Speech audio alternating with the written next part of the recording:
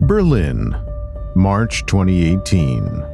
8 of the world's strongest grandmasters sit beneath cold lights and silent cameras. Only one will earn the right to challenge the world champion. For Fabiano Caruana, this is not just another tournament. It is a reckoning. 2 years earlier, he had come within a single game of qualification and let it slip. Now he returns not just stronger, but more aware of what this moment demands. And from the very beginning, something clicks. I started really well. After 7 rounds, I was +3. I started with a win against Wesley, and then I had this really marathon, really tough game against Kramnik. It was a game of 8 phases, and each phase had its own difficulties and storyline to it. And that definitely helped a lot. It is not just the results, it is the feeling. For the first half of the tournament, Caruana isn't chasing, he's leading. But the candidates is never one story. It is always multiple forces pulling in opposite directions. And slowly, the tension begins to shift. And then on the other hand, there was Karakin, who started very poorly. He was -2 after 4 games. And then suddenly we kind of converged after round 12. We were the same exact score. He had beaten me, and I remember just having these feelings of despair. I mean, how could I let it come to this point in the tournament? I was doing so well, and now I was going to let him win again, basically in the same situation. And also, he would have the better tie breaks again. The past begins to echo. The lead is gone. The control is gone.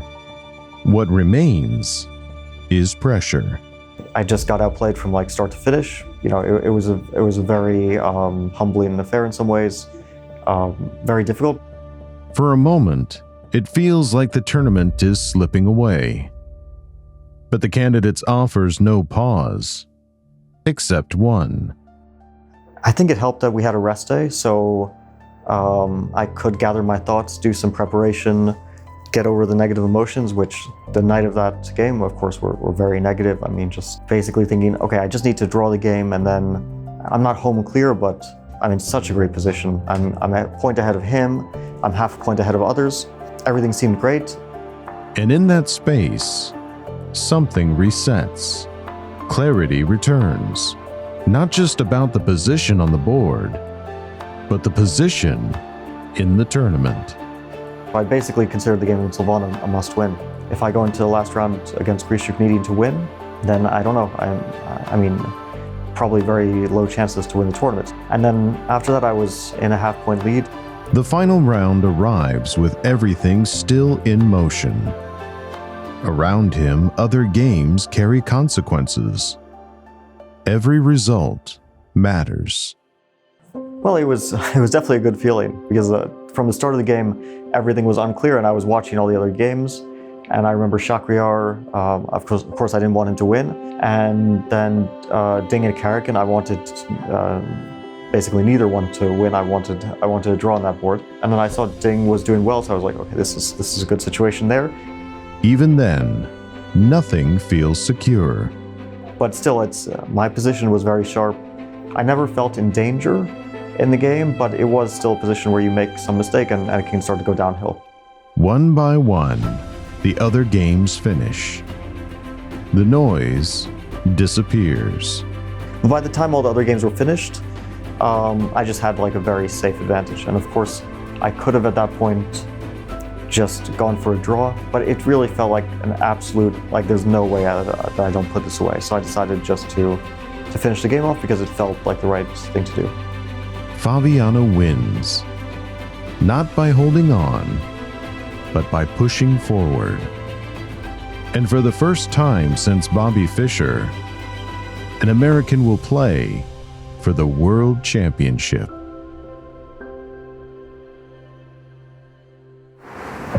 London, November 2018.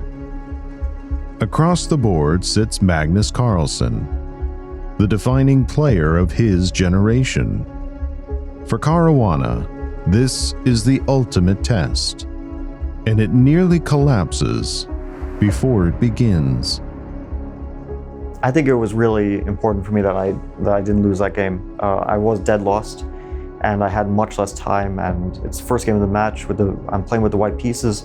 If Magnus wins with black first game, and I think that it was like a 99% that he was going to win at some point. I mean, I had no time, no position. He's generally speaking the best technical player. He doesn't really let these advantages drop. But for sure, he also felt the pressure during that game. And after that, it was just a very, very tight match. That single escape changes the trajectory of the match, because from that point on, it becomes something rare, a balance at the very top. And I think even objectively, I was probably the one pushing in more games after the first. And then, yeah, I missed a few chances, but overall it was a very tight match. And for me, the main regret was game 8. I was playing with the white pieces, and I had a big advantage from the opening. I'd prepared him, and he was just in huge trouble. And I really shouldn't have let that one slip. It is not a failure of strength. It is a missed opportunity, one that never quite returns. The one that people usually talk about, which is the game 6, where I had like a forced mate. I think it's very close to impossible to find in a game situation where you don't know that it's winning, and just like for one move an accidental chance appears, and then like computers can show it, but I don't feel like it was really achievable for the circumstances. This is the reality of a world championship match. Imperfection and limitation under pressure. I mean, these matches, you can play great and then not really make it, just because it's the highest challenge. And I was playing also against Magnus. I mean, the hardest possible opponent that you can face. 12 classical games, 12 draws, and something undeniable beneath them. In 2018, for sure, we were playing at the same level, or I wasn't playing any worse than him. For 12 games, he stands equal. But the match is not decided there. It shifts to rapid. And here, the balance breaks. To win the match, I not only had to give my best, but also a little bit more. And maybe I didn't give a little bit more at the right moments. The pace quickens, the margin narrows, and this time, it slips. For Caruana, 2018 is not defined by defeat. It is defined by how close he came, twice. In Berlin, he confronts pressure and chooses to push forward. In London, he faces the strongest player in the world and does not yield, not once, in classical play. He doesn't lift the crown, but he proves something lasting.